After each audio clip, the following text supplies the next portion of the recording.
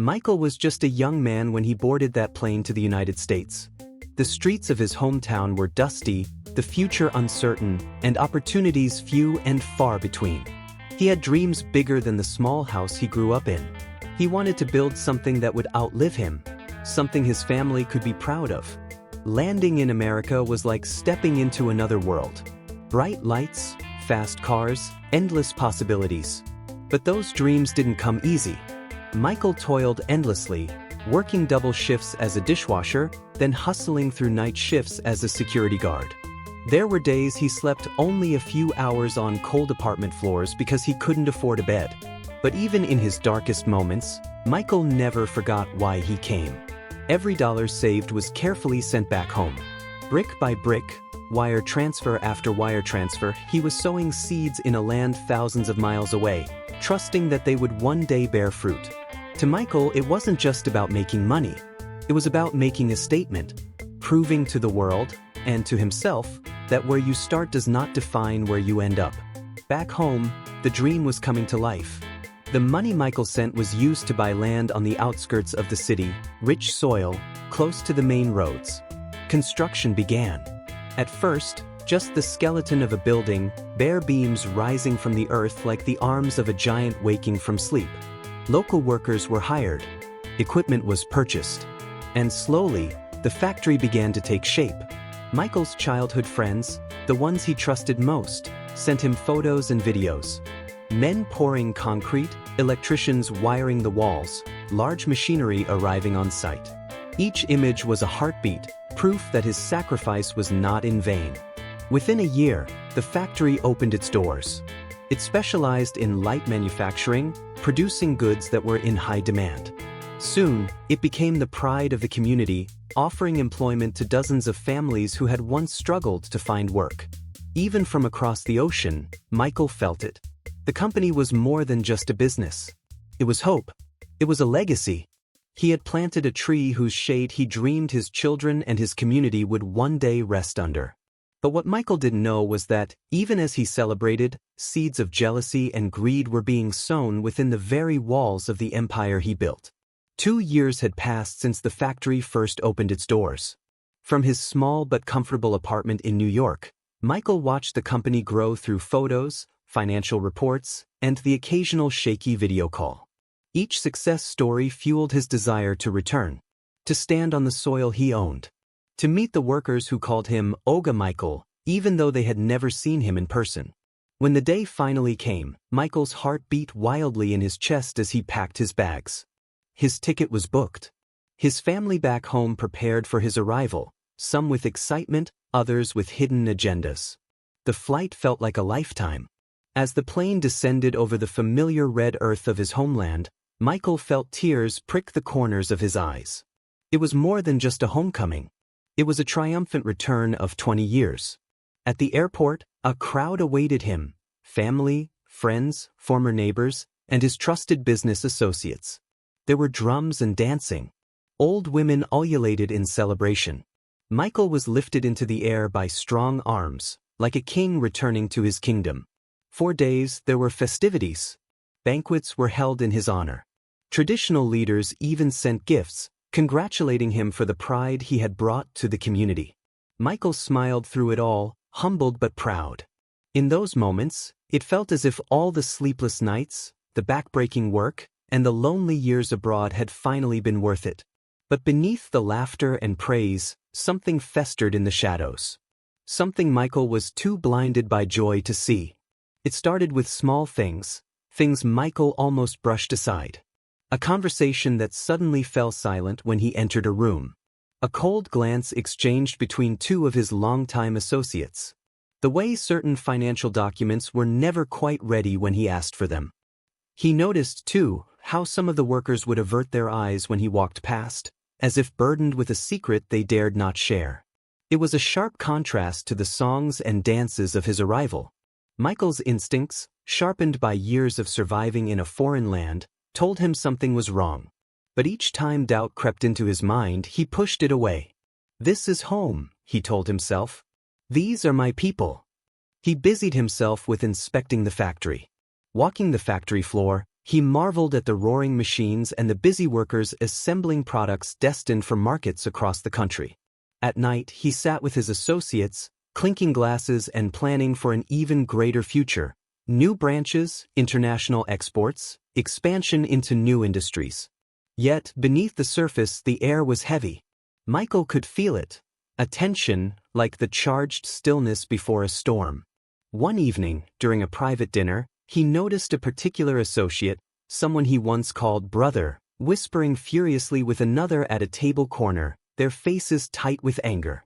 When they realized he was watching, they plastered on fake smiles and changed the subject. Michael's stomach churned. He couldn't explain why. But a part of him knew. The real danger wasn't the world outside the factory walls. It was the enemies seated at his own table. And the storm was coming. The night air was heavy, carrying the scent of rain that had not yet fallen. The factory grounds, usually alive with the buzz of machines and the chatter of workers, now stood silent and eerie under the pale glow of overhead floodlights. Michael sat alone in the main office, his back to the window.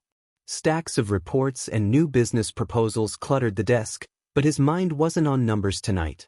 He stared at a framed photo on the wall, a picture taken the day the factory had opened. Smiling faces, shaking hands, the promise of a new beginning. A deep sigh escaped his lips. Something in his spirit felt restless, unsettled. It had been that way for days now, ever since he noticed the subtle changes in those around him. The whispered conversations, the missing files, the coldness in the eyes of men who used to call him brother. Michael shook off the feeling and stood up, stretching his weary muscles. He decided to take a walk around the factory floor, a ritual he had picked up in America, where he used to work night shifts just to make ends meet. Walking helped him think. He stepped outside, the gravel crunching under his shoes, and made his way past the parked trucks and silent loading bays. The guards at the gate gave him a respectful nod as he passed, their rifles slung lazily over their shoulders. The evening air was thick with humidity as Michael walked the grounds of the factory. He liked these quiet moments, when the machines were silent and could reflect on everything he had built. He moved through the corridors slowly, admiring the warehouse stocked full of goods, the shining new equipment he had funded with years of backbreaking labor in America. Suddenly, the silence was shattered.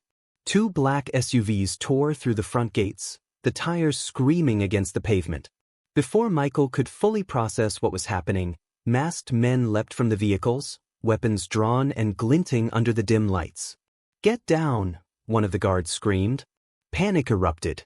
Michael was grabbed roughly, dragged toward the waiting SUVs. His heart pounded in his chest. This was no robbery. This was an abduction. But fate had other plans. The factory security team, small but fiercely loyal, fought back. Gunfire erupted, loud, jarring cracks that echoed off the metal walls. One of the masked attackers fell to the ground, clutching his side. Another was tackled and pinned down before he could escape. Michael struggled free amid the chaos, scrambling behind a stack of crates. His breathing was ragged, his mind racing. How could this be happening? Who would want to hurt him? After what felt like hours, though it was only minutes, the surviving gang members fled, leaving two of their own behind, wounded and captured. Michael stood trembling in the dark, the smoke of gunfire hanging in the air around him. The dream he had spent half his life building had just been stained with blood. And deep in his gut, he knew. This was no random attack. This was personal. The police wasted no time. Within hours, the two captured attackers were dragged into interrogation rooms under the harsh fluorescent lights of the local station. The truth spilled out faster than anyone expected. The kidnapping had been carefully planned. Blueprints of the factory had been studied. Security patrol schedules had been mapped out. The attackers knew where Michael would be and when. But the most devastating revelation was yet to come. Behind the masks, behind the guns, were the puppeteers. Michael's own business associates. The men he trusted. The men who toasted to his success and called him brother. They had grown greedy. Seeing the factory's success had turned admiration into envy. They wanted the business for themselves, without Michael, without the man who had sacrificed everything to make it possible. The plan had been simple. Eliminate Michael. Stage the attack to look like a tragic case of local violence. Then quietly divide up the company and its profits. Sitting in the police station, hearing the confession play over and over again on the recording device, Michael felt a hollow ache tear through his chest. It wasn't just betrayal.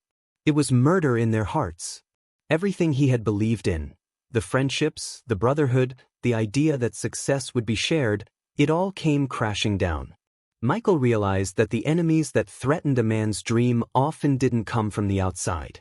They came from within. From those who smiled the widest. From those he trusted the most. And with that terrible truth laid bare, Michael knew. He could never go back to the way things were. Michael sat alone in the small guest house behind the factory grounds. The laughter and music of his homecoming celebration were long gone, replaced now by a suffocating silence. He stared at the stack of legal documents laid out before him. Contracts, property deeds, financial reports, all the tangible proof of a dream he had spent 20 years of his life chasing. But now the dream felt poisoned. Tainted by betrayal, by greed, by the same hands that had once lifted him in celebration. The police had offered protection. Some of the attackers were already behind bars, and investigations were ongoing. Yet Michael knew better. He knew the land he had come back to, a land where justice could be slow, where grudges lingered in the shadows, where another attempt could come tomorrow, next week, or even years later. His life was in danger. But even more than that, his soul was weary. For days, Michael locked himself away, weighing the impossible decision. Should he stay and fight for what was rightfully his? Or should he walk away from the very thing he had sacrificed his youth to build? Every memory haunted him. The nights he slept in freezing apartments in New York, his hands cracked and bleeding from labor jobs.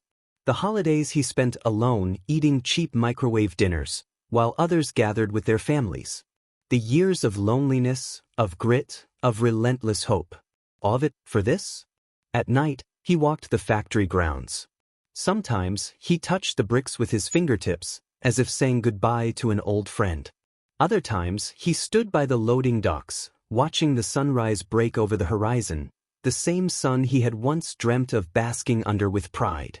The workers, the ordinary men and women who labored inside the factory, they treated him like a legend, whispering, "That's him.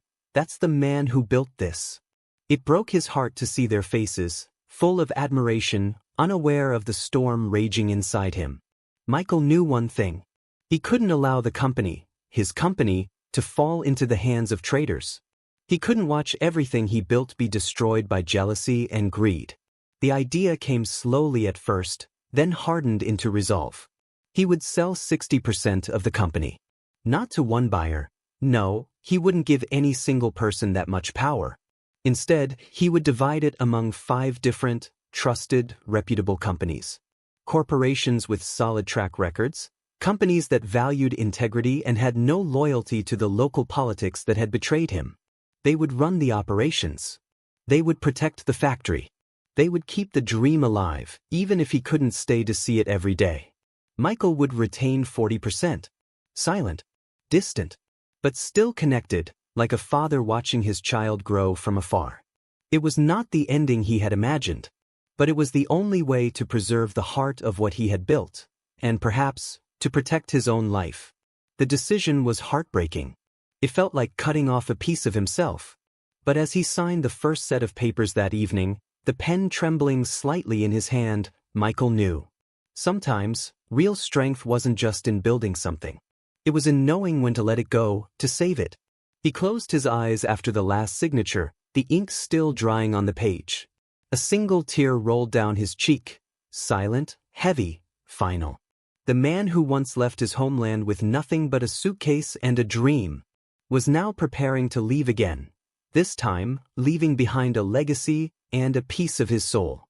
The day of Michael's departure came quietly, almost too quietly.